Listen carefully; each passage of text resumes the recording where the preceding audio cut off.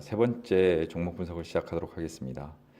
오늘 분석할 종목은 AK홀딩스라는 회사고 애경그룹의 지주사입니다.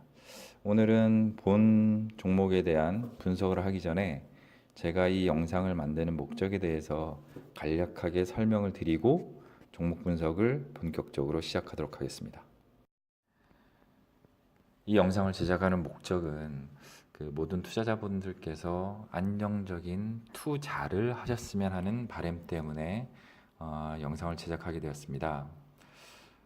근데 주변에 보면 투자를 하기보다는 투기를 하시는 분들이 많은 것 같더라고요. 투자와 투기의 차이는 아시겠지만 투자는 어떤 생산 활동을 통해서 이윤을 추구하는 것이고요.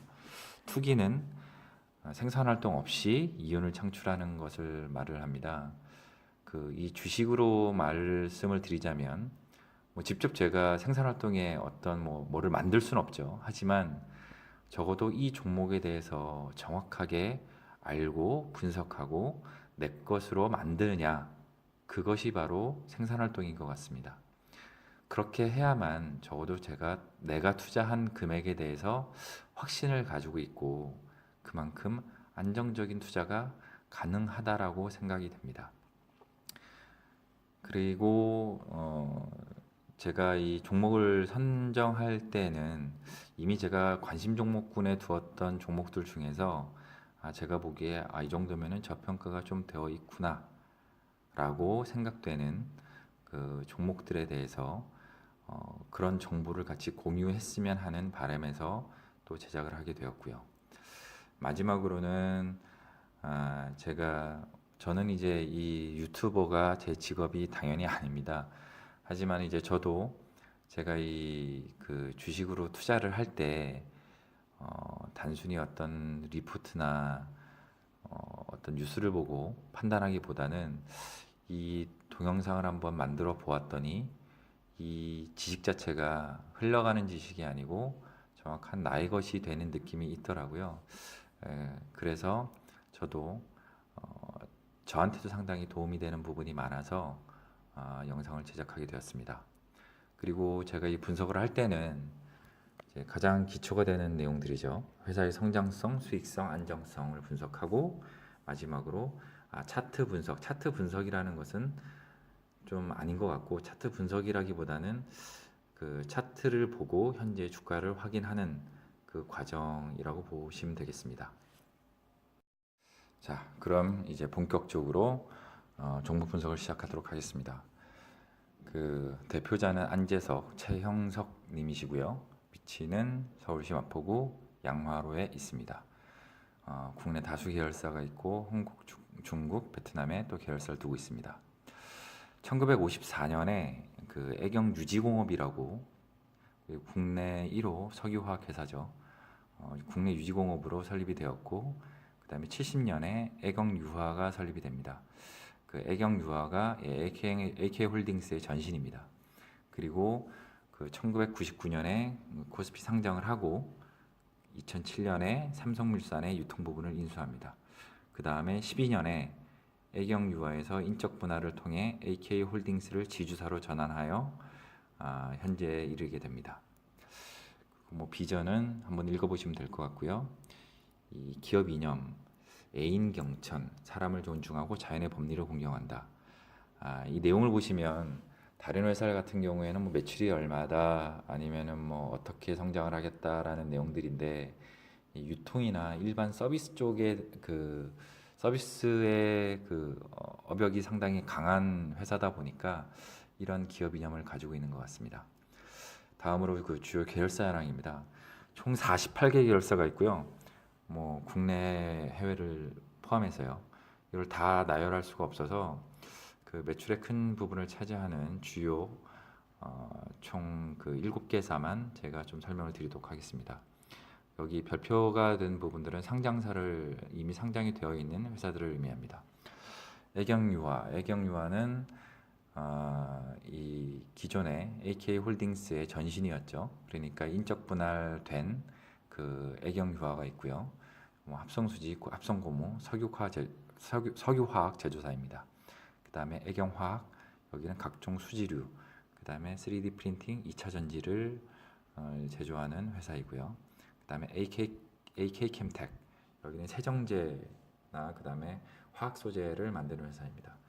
그 다음에 애경산업, 애경산업을 제일 많이 아실 것 같은데, 그 다음에 치약, 비누, 그 다음에 생활용품 등을 많이 유통하고 있죠. 그 다음에 제주항공사, 저가항공사죠. 그 다음에 그 AKSND, 여기 AK플라자 6개점을 운영하고 있습니다. 다 대부분 수도권에 있습니다. 그 다음에 AM플러스 자산, 매출에는 얼마 차지를 하지 않고 있지만 부동산 개발까지 하고 있습니다. 그 다음에 주식수는 총 1,600만 주 가량 되고요. 그 다음에 유통 주식수는 1,300만 주. 발행 주식 대부분이 유통이 되고 있는 실정입니다. 2014년 6월에 그 160만 주 정도 유상증자를 했죠. 그 160만 주 중에 한 10% 정도가 계열사의 지분 추가를 위해서 진행이 되었고요. 그 90%가요. 90%가 계열사 지분 추가에 이용이 되었고, 그 다음에 10% 정도는 계열사의 채무 상환을 위해서 쓰였다고 하네요. 예, 이상입니다.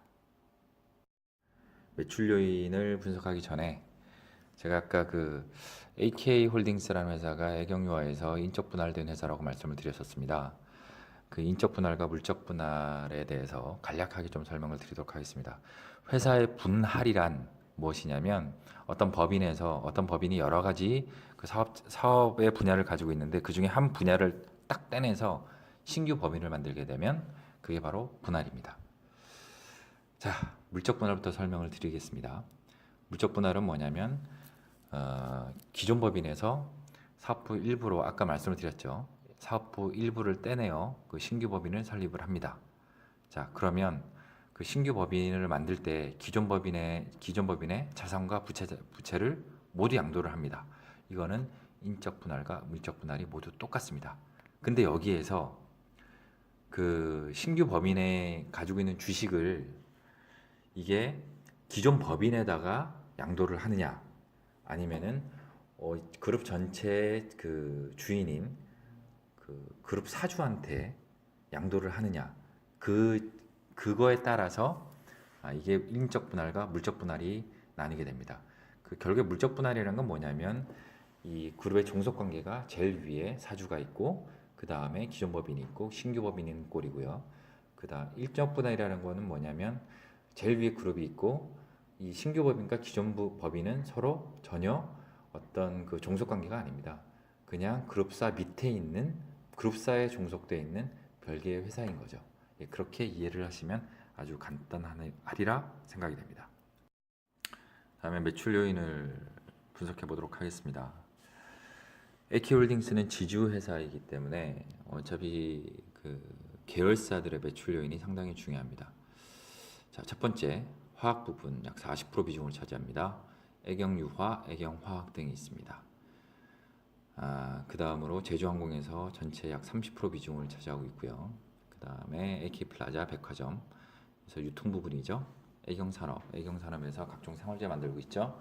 그 25% 비중을 차지하고 있고 나머지 5%는 부동산 등 일부가 있다라고 합니다.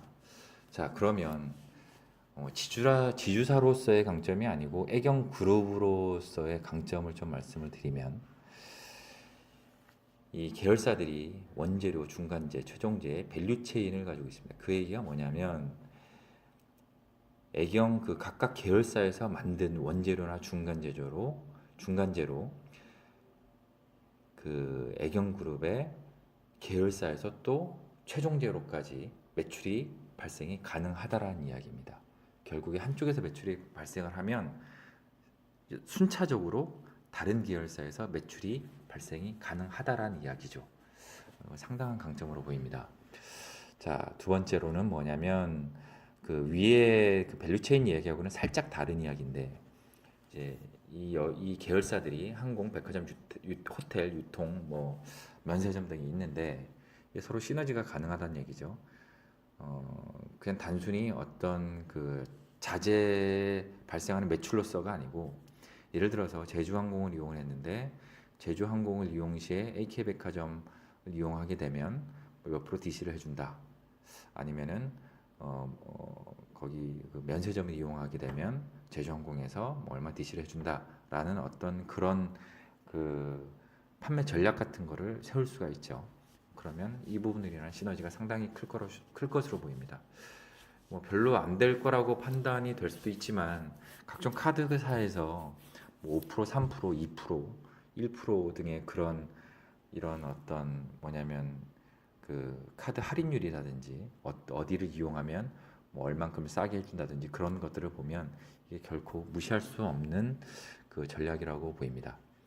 자, 다음으로 주요 매출처를 확인하기보다는 여기에서는 뭐냐면 결국에 상장 계열사가 이 매출 요인들이 어떻게 얼마나 성장하고 있는지를 확인을 하는 것이 가장 큰 이슈가 아닐까라고 생각이 됩니다. 자, 애경유아, 애경산업, 제주항공 요 세 가지 그 계열사들을 한번 보면 상장된 계열사들을 보면 매출들이 단위는 100억 원입니다. 애경유아는 8,700억, 9,600억, 1조 1,000억이죠. 그 다음에 영업이익은 750억, 750억, 640억. 당기순이익은 530억, 650억, 530억. 그 다음에 애경산업도 이제 뭐 비슷한 수준이고요. 그 다음에 제주항공은 7,500억, 1조 2,600억. 그 다음에 영업이익은 지금 580억, 1,000억, 그 다음에 1,200억, 1,300억 정도 되네요. 그 다음에 530억, 780억, 1,100억, 1,130억 정도 되죠. 자, 이 내용들을 보면 가장 큰 매출을 차지하는 이 세 가지 그 계열사인데 대부분 흐름세가 그 상승 기조가 상당합니다. 애경유아 같은 경우는 18년 그 하반기에 좀 18년에 좀 그 영업이익이나 당기순이익이 안 좋았던 이유가 그 중국의 환경 규제로 인해서 인프라 투자가 좀 위축이 되다 보니 이쪽에 투자된 금액만큼 그 회수가 안 되었다라고 좀 판단이 되는 거고요. 자, 그리고 뭐 애경산업이나 제주항공 같은 경우는 뭐 상승세가 상당합니다. 어마어마하게 늘어나고 있습니다. AK홀딩 지주사인 LK홀딩스 쪽으로는 아주 직격적으로 영향이 간다고 보이고 있습니다. 관련 이슈를 보면 내년도에 2019년도에 그 원유 수요가 증가해서 유가가 하락한다라고들 다 예상하고 있습니다. 자, 화학 부분을 차지하는 애경유아, 애경화학 약 40% 비중을 차지한다고 말씀드렸죠. 그 다음에 제주항공 약 30%. 뭐 제주항공에선 당연히 그 항공유를 이용을 하죠. 그 유가가 하락한다라는 부분은 AK홀딩스로 보면은 상당한 강점인 것 같습니다. 물론 이거는 뭐 장기적이기보다 유가라는 것은 왔다 갔다 하기 때문에 단기적인 제가 보기에는 메리트라고 확인이 되고 있고요. 그 다음에 확인될 사항으로는 뭐냐면 아까 잠깐 말씀드렸듯이 2018년도에 중국의 환경 규제가 상당히 심해서 인프라 투자가 상당히 위축이 되어 있는 상황이었습니다. 근데 요거는 이제 내년도에 어떻게 될지 좀 상황을 주시를 해봐야 될 것 같고요. 그 다음에 애경산업은 지금 매출이 상당히 증가하고 있는데 이게 중국 시장에 지금 수출이 상당히 진행이 많이 되고 있습니다. 이게 지금 보면 그 수출이 늘어나는 것뿐만 아니라 상당히 고성장이라고 판단한 될 정도로 기대를 하고 있습니다. 그 많은 레포트들에서 나와 있는 이야기들이고요. 그리고 마지막으로 제주항공을 보면 2018년 11월에 보잉 737 맥스죠. 맥스를 최신 기종이라고 합니다. 50대를 계약해서 2022년부터 국내 인수가 된다라고 합니다. 현재 그 3,500대가 아니고 35대를 보유하고 있는데 50대를 추가로 들어온다라는 것은 뭐 단순히 생각해도 매출이 2배가 되지 않을까 2022년이 되면 그 정도 생각을 하고 있는 거고요. 2배 이상이 되는 거죠. 왜냐하면 35에서 그 다음에 85대가 되는 성향이니까 하여튼 그 정도로 확인을 하면 될 것 같습니다. 자, 다음은 그 매출 요인을 분석을 할 때 계열사들의 매출을 잠깐 분석을 해서 대충 내용은 확인하실 수 있을 거라고 판단이 되는데 우선 관련해서 재무 분석을 진행을 하도록 하겠습니다. 자, 매출은 우선 그 변동률만 보겠습니다. 제가 이미 관련 표를 많이 설명을 드렸었기 때문에 변동률만 좀 설명을 드리도록 하겠습니다. 자, 16년도에 4.1%가 올랐고요, 매출은. 그다음에 17년도에 16.1%, 18년도에는 11.3% 예상하고 있습니다. 영업이익 같은 경우는 101%, 24.3%, 17.3%. 그다음에 당기순이익은 15년도에서 16년도 넘어갈 때 흑자 전환이 되었었고요. 39.1%, 34.1%. 그다음에 시총은 130%. 뭐 여기까지로 오면 이 매출액 영업이익 당기순이익으로 본다라고 하면 뭐 엄청난 증가세죠. 제가 보기에는 뭐 더 이상 뭐 설명을 드리지 않아도 될 것 같습니다. 하지만 시총으로 보면 이게 지금 그 130%, 16년에 130% 늘었다가 17년도에 39% 늘었습니다. 이 얘기는 뭐냐면 주가가 상당히 많이 올랐다는 얘기죠. 하지만 18년도에 54.9% 하락을 합니다. 반도막 났네요. 엄청나게 떨어진 거죠. 뭐 이거는 뭐 이 AK 홀딩스뿐만 아니라 많은 우량주들이 30% 이상 하락을 했기 때문에 뭐 그 정도로 이해를 해주시면 될 것 같습니다. 자, 그러면 중요하게 생각하는 시총 대비 수익률, 시총 대비 시총 대비 수익률이죠. 그 영업이익률과 당기수익률 보시면 16년도에는 그 영업이익률 같은 경우에는 A 기준이죠. 영업이익률 같은 경우에는 7.7% 하락. 17년도에는 5.6% 하락. 이건 뭐냐면 수익률이 떨어졌다는 얘기가 아니고 그만큼 주가가 많이 올랐다라는 의미죠. 주가가 많이 올랐다라는 의미죠. 자, 근데 당기순이익률은 그러면 주가가 올랐는데 이건 당기순이익률은 플러스 54%. 이유가 뭐냐면 전년도 이게 마이너스다 보니까 이 마이너스가 반영이 돼서 이만큼 는 것으로 보이지만 사실은 는 것으로 보면은 안 되는 상황이죠. 그리고 17년도에는 어차피 그 흑자인 상황에서 넘어왔기 때문에 당연히 떨어진 게 된 것이고요. 그리고 이제 이 두 가지 수익률을 보면 18년도가 영업이익률 같은 경우는 34.1%가 늘어나고 당기순이익은 82.9%가 늘어납니다.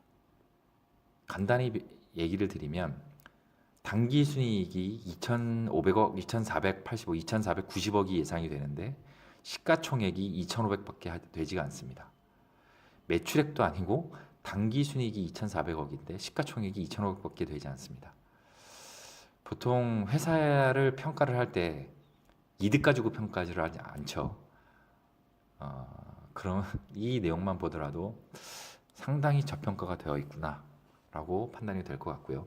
그 다음에 유보 비율을 보면 견조하게 늘어나고 있습니다. 자, 분석 내용은 보시면 결론적으로 매출은 꾸준한 증가세를 보이고 있으며 내년도 유가 하락 및 중국 수출 강세로 지속적인 성장이 예상되고 있다. 그 다음에 당기순이익과 시가총액이 유사한 금액 수준이라는 것은 아까 말씀을 드렸죠.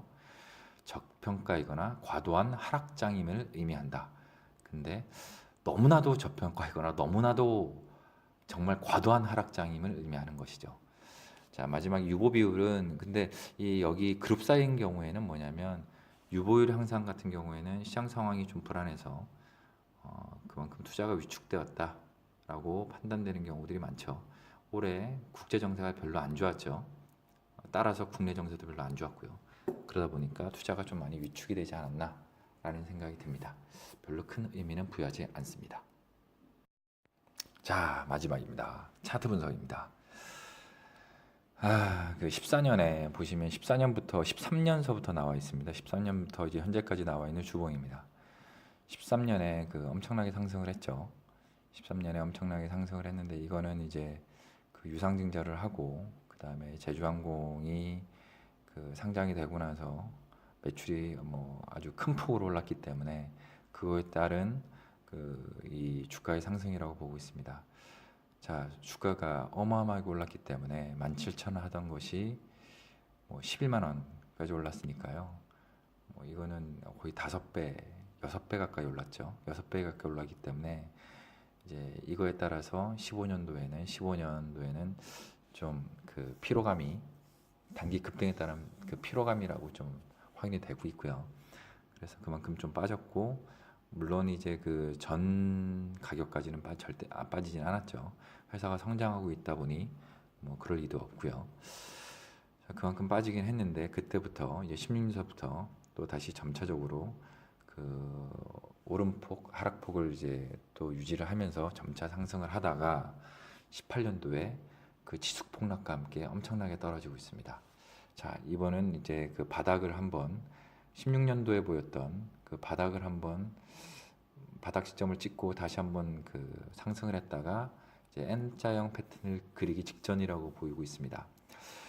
자, 아까 재무 분석에서 말씀을 드렸듯이 이미 상당히 저평가가 되어 있다라고 판단이 됩니다. 이 투자 시점은 정확한 시점은 지금 하셔도 되고요. 아니면 나중에 하셔도 되는데 정확한 투자 시점은 제가 굳이 말씀을 드리진 않겠습니다. 왜 그러냐면 단기적으로 1, 2개월 사이에 제가 이 회사가 반드시 주가가 상승한다라고 보지는 않습니다. 그렇다고 상승하지 않을 거라고도 보지 않습니다. 이거는 차트의 내용을 보고 기존의 설명을 많이 듣고 아시겠지만 뭐 N자형 패턴도 나와야 하고 쌍바닥도 나와야 하고 그 다음에 5일선이 그 위로 치는 골든 크로스도 나와야 하고 그런 여러 가지 상황을 보시고 투자에 참고를 하셔서 꼭 투자를 하시기 바랍니다. 이상입니다. 오늘 그 세 번째 종목까지 말씀을 드렸는데 제 종목 이 말씀을 제가 좀 많이 그 목소리가 저음입니다. 그러다 보니까 많이 지루해 하시는 분들도 있는데 그거를 고치려고 했는데 그 마음만큼 되질 않네요. 여간 하여튼 좀 동영상이라도 동영상 기법을 제가 좀 그 많이 숙지를 해서라도 좀 이 노하우를 좀 많이 키워보도록 하겠습니다.